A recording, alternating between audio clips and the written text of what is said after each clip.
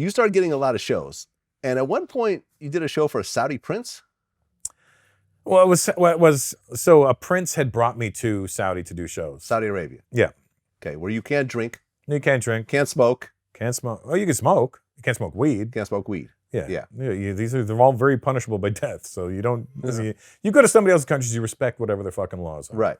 Don't be a dick thinking, I'm this, I can do. No. You're there. You're in their place. You do what the fuck their rules are. Oh, yeah. You abide by that shit. Now, I remember as a DJ, I used to do shows in Bahrain where there was like big U.S. military bases. Yeah. And you could drink there. Yeah. So the Saudis would come over to Bahrain. Yes, because it's right next door. Right next door, get drunk, walk through like glass doors and just do stupid shit because they're not used to drinking. Yeah. And then, get arrested and get beat up by the cops or whatever else. Then Or go you back to Saudi probably Arabia on Monday and, Yeah. go back to their lives. Like, what was the most you ever got for one show? I would say maybe 750,000. Damn. Yeah, pretty good.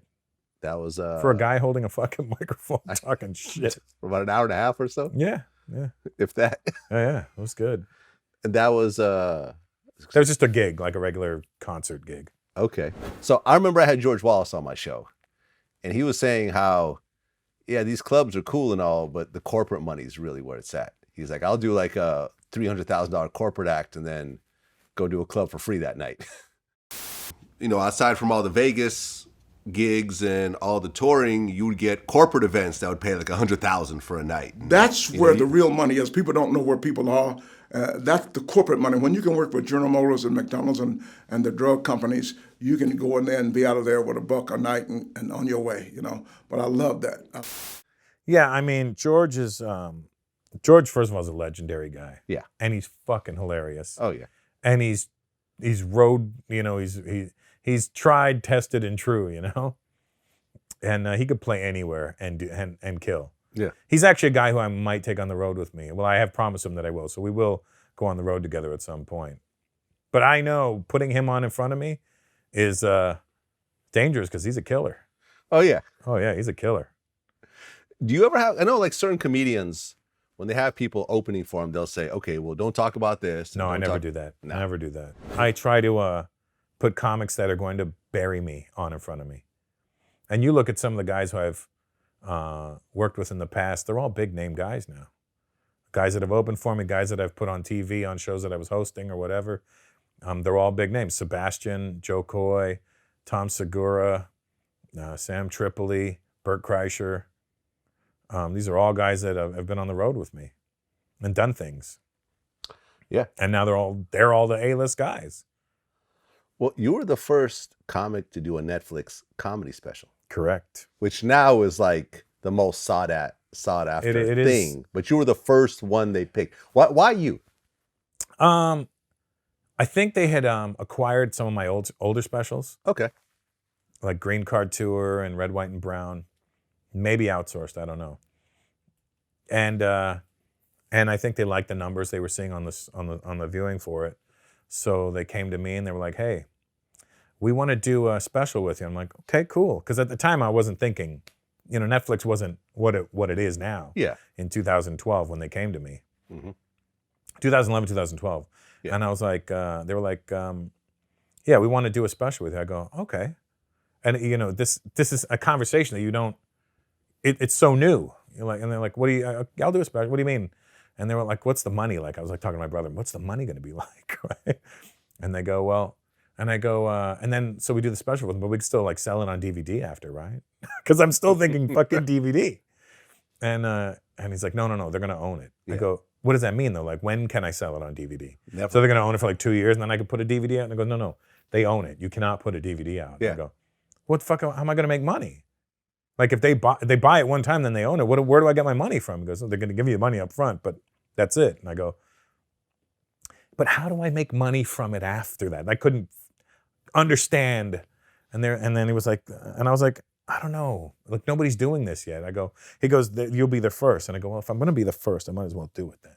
Right. And so we did it, and we added the Russell Peters versus the World with it, which like the behind the scenes. Mm-hmm. Kind of leading up to the special, and then we did the special. And it was a great partnership. And it started something that is what it is now. Again, I love being the first. I was the first comic to do the Air Canada Center. I was the first Indian comic in general. And then I was the first guy to do the Netflix special. I was the first guy to play first comic to play the O2 Arena and stuff like that. So I was the first comic to do the Barclays Center in New York. Well, was that the biggest payday you got for a comedy special from Netflix? I think so at that time. It was over $1 million, right? Oh, yeah. Okay. The What first that one like? was more money than the second one. Oh, really? Yeah. Okay. And that's why I was like, wait, what's going on? How did it feel to get $1 million to just do a It was comedy more special? than $1 million. It was good. Like though. 1.5? It was like 2, I think. 2? Okay. 2 and change. What did it feel to get 2 and change? That was amazing. I was like, this is great.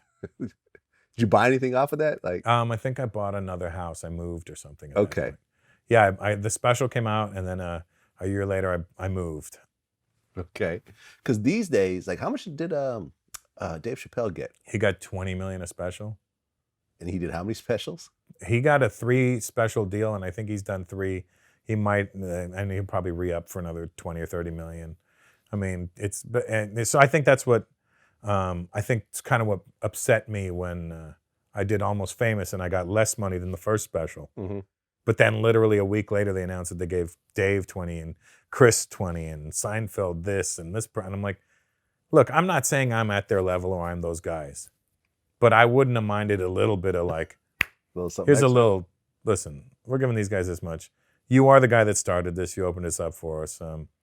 We'll give you here, whatever. You know what I mean? Like, I would have been happy if you throw me $5 million. You know what I mean? I'm like, cool, but whatever. It was what it was. And then I was like, all right, well, the third special I do with them, we'll re-up then. We'll try and adjust the books. And then the third special never happened with them. Okay. Well, did you get to know Reed Hastings at all, the CEO? Who? Reed Hastings, CEO of Netflix? No, I knew Ted Oh, Sarandos. okay. So Reed Hastings, you guys never crossed paths. I mean, I might have met him, but Ted was the guy I had my relationship Okay. with. And, that's how this business works. And you quickly find out in this game that it's business and none of these people are really your friends. Right. I guess there's a story how Harvey Weinstein, you met him and kind of fronted on you. Oh, he was a dick, dude. As a matter of fact, Ted Sarandos had introduced me to Harvey Weinstein at this event in New York. And Kevin Spacey was there performing. It was a night of, wow, fucking weirdos when you look back and go, wow. All weirdos in that room. It was like Me Too Ground Zero, pretty much. Yeah. I was like, yeah. Who were you there? Yeah, me too. So yeah, Ted takes me over to Harvey Weinstein. He goes, have you ever met Harvey Weinstein? I go, oh, wow, no. I knew his name. I go, wow, Harvey Weinstein. Lord of the Rings. Yeah, whatever. I'm like, Harvey fucking Weinstein. Yeah, I know who he is. I don't know what he looks like. And he introduced me to him. And he goes, hey, Harvey, this is Russell Peters. He's starting off our stand-up division for us. He's our first special. And he does this. He goes, and then I go, okay. And he goes, you comedian? I go, yeah. He goes, and then his wife goes, Harvey, he's really funny. I've seen him before. And he goes, that's what he did. And I go, in my head, I was like, you fucking fat cunt.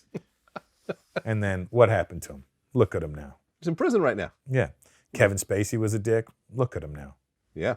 You look at the people that front on you and act like dicks and they're famous, and you go, eventually it's going to come back to you, kid.